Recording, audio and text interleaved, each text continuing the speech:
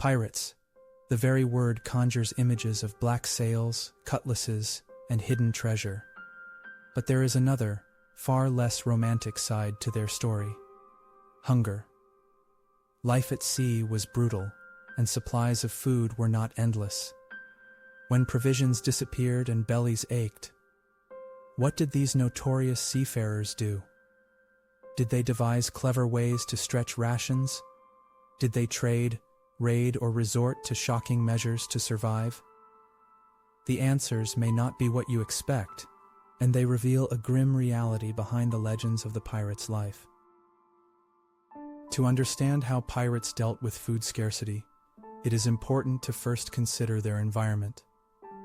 Most of the pirates we know best thrived during the so-called Golden Age of piracy in the late 17th and early 18th centuries.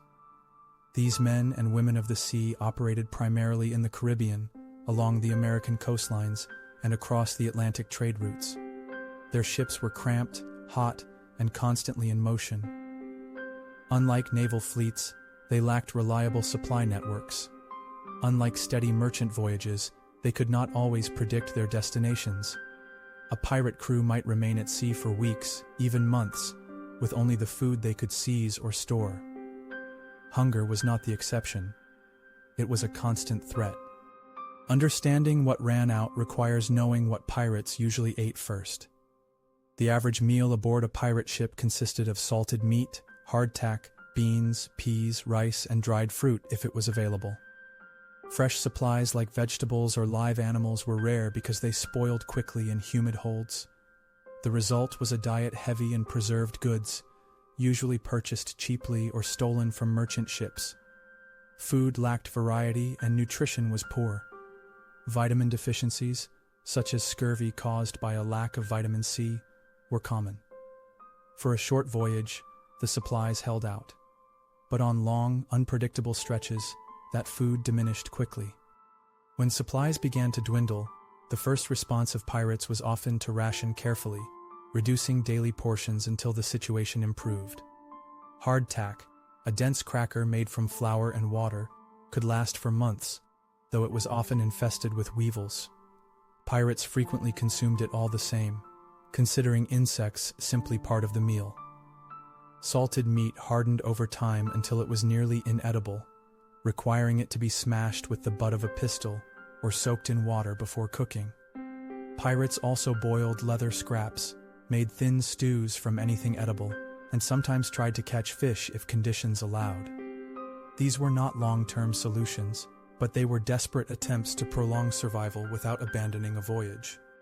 For pirates, the most effective solution to hunger was to take food from others.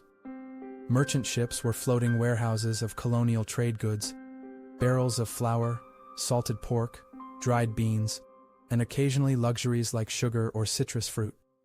Pirates sought treasure, yes, but often provisions were just as valuable. Evidence from captured ships shows provisions stolen in huge quantities, sometimes becoming the priority over gold or silver. A hungry crew demanded food above all else, and a swift raid could replenish stores faster than any rationing system.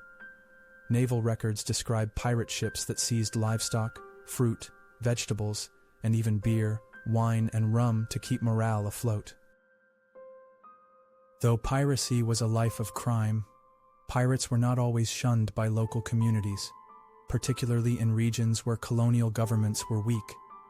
Some pirate vessels docked secretly in hidden coves or sympathetic ports where they could trade stolen goods for bread, salted fish, or livestock. These transactions were risky since pirates risked capture, but smaller frontier settlements often welcomed their silver in exchange for surplus supplies.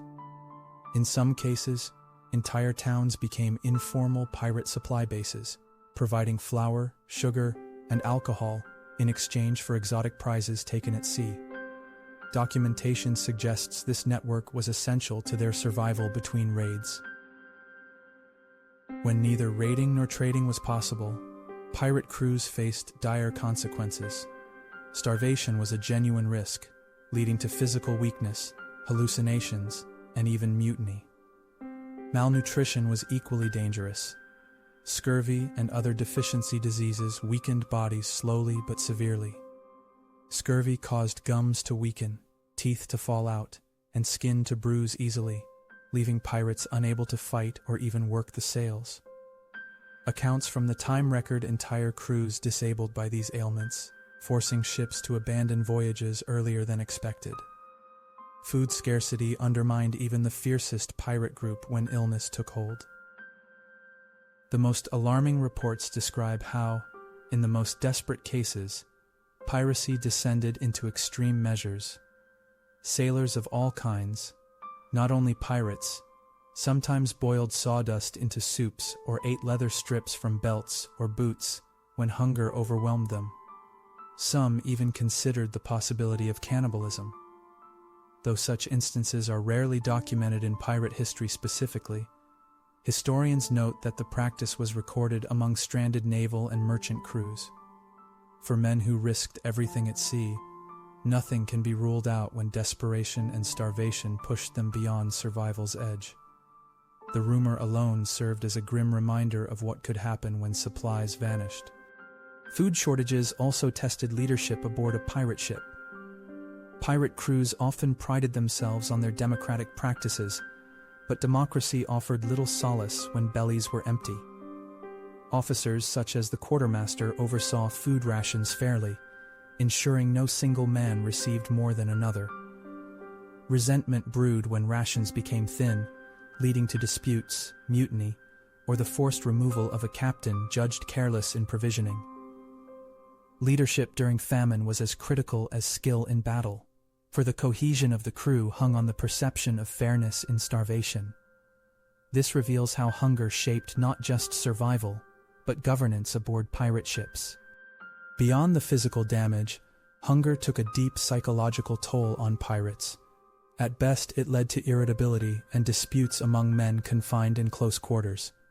At worst, it pushed them toward mutiny, desperation, or reckless raids undertaken solely to secure food. Historical accounts from the era emphasize the fear of hunger as much as naval danger.